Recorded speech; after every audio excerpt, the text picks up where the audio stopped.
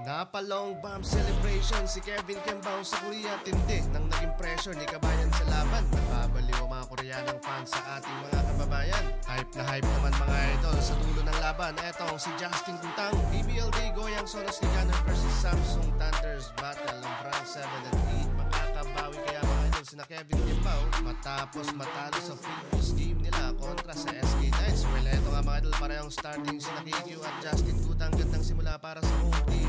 Shot mula sa import ng Thunders, assisted niya ni Justin Gutang. Nakipagpanakuan pa sa kanya si Kevin Kembao sa shaded area pero minutes mga idol ang kanyang field goal attempt. Habang mainit naman mga idol ang home team, small run for straight points mula yan sa back-to-back assist na ginawa ni Justin Gutang. Pero minutes din mga idol ang kanyang first field goal from corner 3-pointer. Na-contest yan mga idol ni KQ. So far maalat pa si Justin Gutang sa outside shooting habang pareho namang low scoring ang dalawang kupunan at napako sa 5-9 ang tala sa scoring. Under 3 minutes na mga idol nagkasagutan sa field goal ang Sky Gunner at Thunders pero si KQ maagang struggle din mga idol. Both offense and defense na airball pa si kabayan. 14-19 lamang ang Sky Gunner sa first quarter. Nagsimula naman mga idol ng opensa dito sa second quarter mula sa Sonos Sky Gunner local player plus 3-pointer pa mga idol mula sa kanilang backup import. 5 to nothing run pero agad nakakasagot dyan ng home team from left wing 3 pamatay sa momentum ng bisita. Justin Gutang naman first basket